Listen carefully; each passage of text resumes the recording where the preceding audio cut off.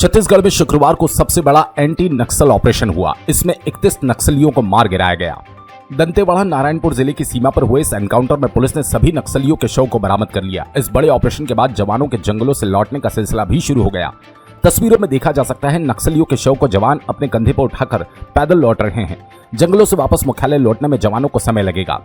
दरअसल सुरक्षा बलों को शुक्रवार को एक मौके से सूचना मिली कि ओरछा थाना इलाके में नेंदुर और धुलधुली गांव के बीच में नक्सली किसी बड़ी वारदात को अंजाम देने की फिराक में है।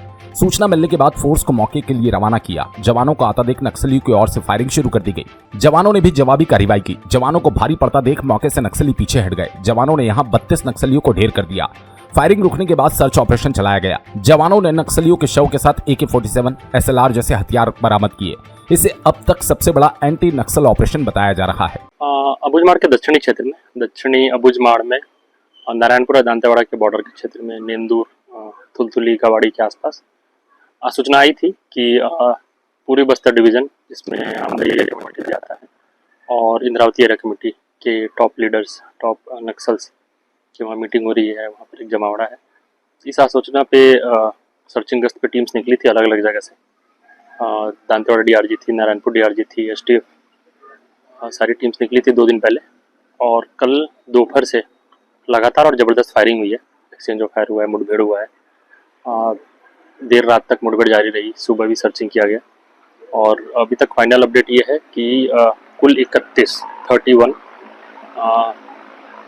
नक्सलियों की बॉडी रिकवर हुई है, डेड बॉडी रिकवर हुई है। भारी मात्रा में हथियार रिकवर हुए हैं और भारी मात्रा में हथियार रिकवर हुए हैं, जिसमें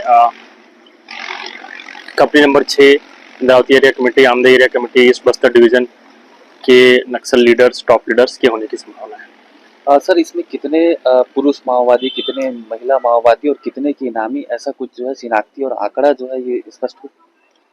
तो आंकड़ा में पहला आंकड़ा ही 31 है। जहाँ तक हथियारों का है, बड़ी संख्या है।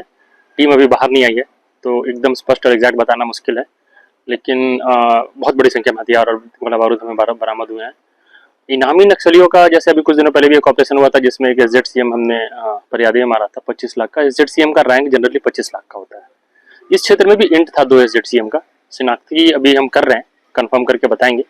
अभी तक वो शिनाख्ती का कंफर्मेशन नहीं आया है, लेकिन यहाँ पर भी 2 SZCM के होने की इंटेलिजेंस थी और अभी तक बॉडीज वापस नहीं आई है, टीम्स वापस नहीं आई है। जब वापस आएंगे तो करेंगे। वो SZCM 25 लाख के इनामी होते हैं।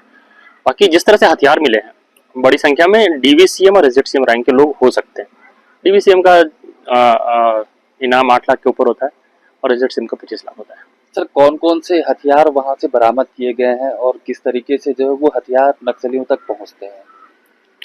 तो AK-47 है, AK-47 की UBGL है, LMG है, SLR है, इंसास है, 303 है।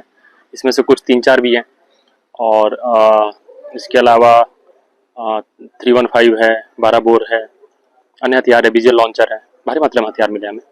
बड़ी जमावड़ा थी। और हथियार पहुंचते कैसे हैं? 2-3 जरिए हैं। बहुत पुराने समय में उन लोगों ने थाने लूटे हैं या फिर आर्मरी लूटी है, तब के कुछ हथियार हैं। मुठभेड़ में जब हमें शहादत देनी पड़ी है, तब के हथियार हैं। और कुछ ये जैसे BGL वगैरह ये खुद भी बना लेते हैं, उसकी फैक्ट्री ये लोग रखे हैं, वहाँ के हथियार है। बाकी डिटेल बताएंगे। सर, जो मुठभेड़ इलाका है वो भौगोलिक दृष्टिकोण से किस तरीके का है और वहाँ कितने माओवादी जो है मौजूद रहे होंगे? 50 लोगों की इनपुट थी यहाँ पे। इंटेलिजेंस जो था वो लगभग 40-45-50 लोगों की इनपुट थी। 31 की बॉडी रिकवर हुई है।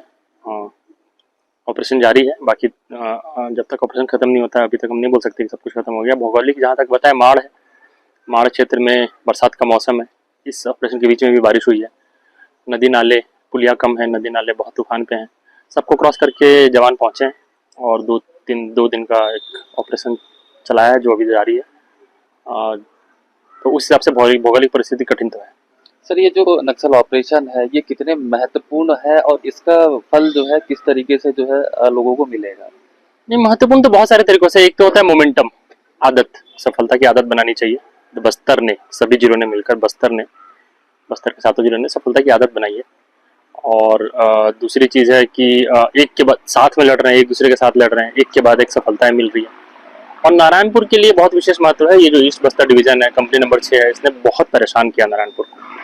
बहुत सारी हत्याएं की हैं बायनार में, आमदई में, धौड़ाई थाने में, धारा फरस गाँव में।